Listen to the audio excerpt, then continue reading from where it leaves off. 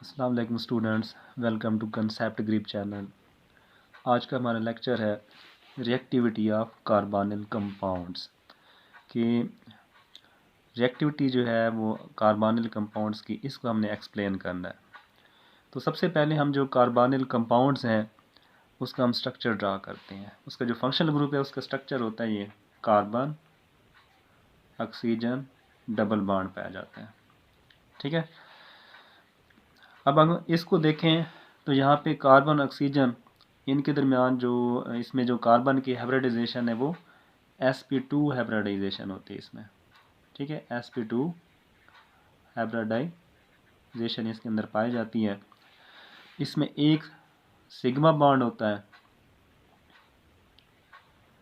और एक इसमें क्या होता है, पाई बॉन्ड होता है।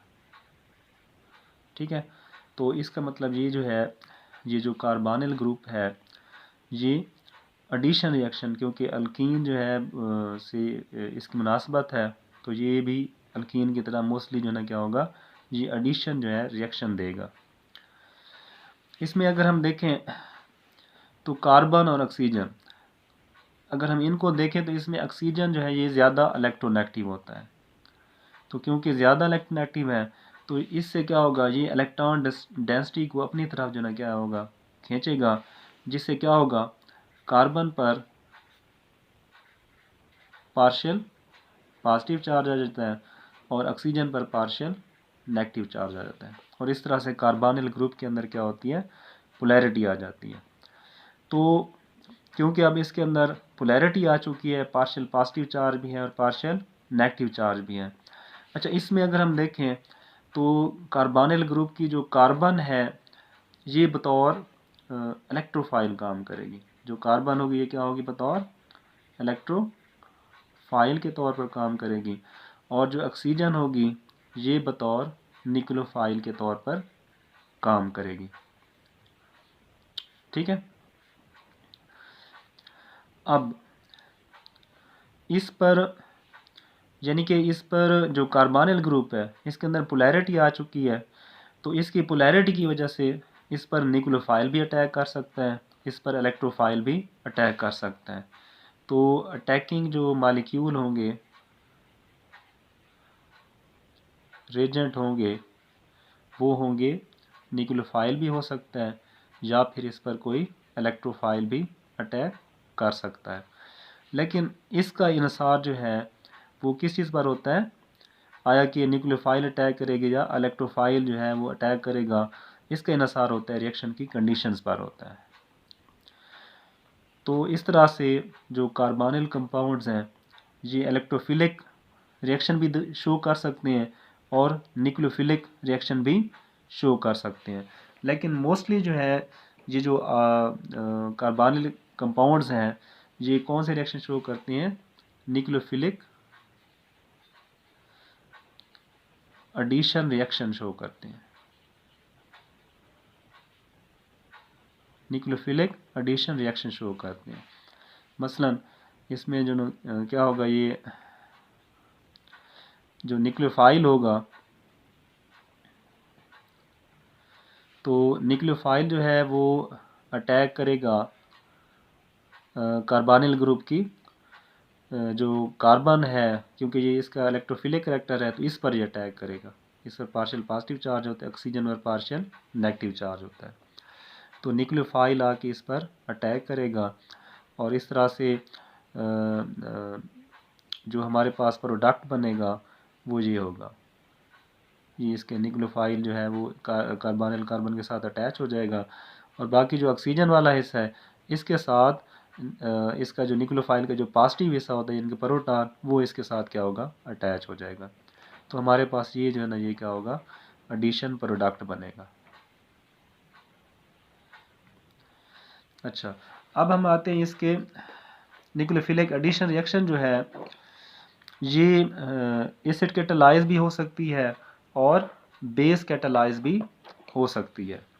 तो अब हम इसका मैकेनिज़्म देखते हैं। मसलन अगर ये बेस कैटालाइज होगी, बेस कैटालाइज अगर न्यूक्लियोफिलिक एडिशन होगी तो इसका जो मैकेनिज़्म होगा वो ये होगा कि इसमें जो बेस होगी वो अटैक करेगी, जो बेस होगी वो असल में न्यूक्लियोफिलिक करैक्टर को इंक्रीज़ करेगी। तो सबसे पहले जो बेस होगी वो न्यूक्लियोफिलिक करैक्टर को इंक्रीज़ करेगी, यानी कि यहाँ से प्रोटॉन को रिमूव करेगी और इस तरह से जो न्यूक्लियोफिलिक करैक्टर होगा न्यूक्लियोफाइल का उसमें मज़ीद जो ना क्या होगा इजाफा कर देगी और यहाँ से क्या होगा एक वाटर मालिक्यूल बनेगा। अब नेक्स्ट स्टेप में फिर क्या होगा, यही न्यूक्लियोफाइल कार्बोनिल ग्रुप की जो कार्बन है उस पर ये अटैक करेगा न्यूक्लियोफाइल, और इस पर अटैक करेगा और इस तरह से हमारे पास जो प्रोडक्ट बनेगा वो ये होगा। न्यूक्लियोफाइल यहाँ पे अटैच हो जाएगा और यहाँ पे क्या होगा, ये ऑक्सीजन वाला बॉन्ड ये ओपन हो जाएगा और इस पर माइनस चार्ज आ जाएगा। और नेक्स्ट स्टेप में फिर क्या होगा कि इसी ऑक्सीजन वाले पार्ट से ये जो ऑक्सीजन वाला पार्ट है ये पानी के प्रोटॉन पे अटैक करेगा और यहाँ से प्रोटॉन को रिमूव करेगा और इस तरह से हमारे पास जो प्रोडक्ट बनेगा वो होगा जी, यानी कि कार्बन के साथ हाइड्रॉक्सिल ग्रुप भी आएगा और न्यूक्लियोफाइल भी आएगा और इसके साथ जो ना बेस भी रिमूव होगी। तो ये है base catalyse nucleophilic addition reaction. तो बेस कैटालाइज में क्या होता है, बेस एक्चुअली न्यूक्लियोफिलिक करैक्टर को मज़ीद इंक्रीज़ करती है, यानी कि उससे प्रोटॉन रिमूव करती है, इस तरह से उसके न्यूक्लियोफिलिक करैक्टर में इजाफा हो जाता है। लेकिन अब हम देखते हैं एसिड कैटालाइज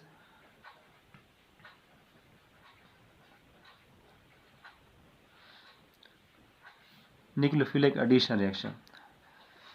एसिड कैटालाइज जो न्यूक्लियोफिलिक एडिशन रिएक्शन होती है तो इसमें क्या होता है कि जो एसिड होता है, एसिड का जो प्रोटॉन होता है वो असल में जो कार्बन होती है कार्बोनिल ग्रुप की उसके इलेक्ट्रोफिलिक करैक्टर को इंक्रीज़ करता है।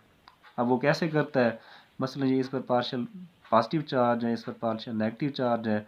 अब जो प्रोटॉन आएगा ये प्रोटॉन जो है ये यहाँ पे इस प्रोटॉन पे ऑक्सीजन का जो यानी कि नेगेटिव हिस्सा है कार्बोनिल ग्रुप का ऑक्सीजन वाला हिस्सा वो इस पर अटैक करेगा और इस तरह से ये जो है ये इसके साथ अटैच हो जाएगा ऑक्सीजन के साथ कार्बोनिल ग्रुप के, इस पर पार्शियल पॉजिटिव चार्ज आ जाएगा। उसके बाद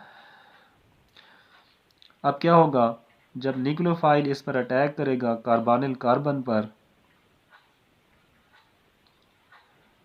तो क्या होगा, यहाँ से ये बॉन्ड शिफ्ट हो जाएगा और ये न्यूक्लियोफाइल यहाँ पे क्या होगा इस पर अटैक करेगा और इस तरह से क्या होगा, जब ये बॉन्ड इधर शिफ्ट होगा ऑक्सीजन की जानिब तो कार्बन का जो इलेक्ट्रोफिलिक करैक्टर वो इंक्रीज़ हो जाएगा और इसी वजह से इस पर न्यूक्लियोफाइल फिर अटैक करेगा और इस तरह से ये कार्बोनिल कार्बन के साथ न्यूक्लियोफाइल और साथ क्या होंगे OH ग्रुप अटैच होंगे।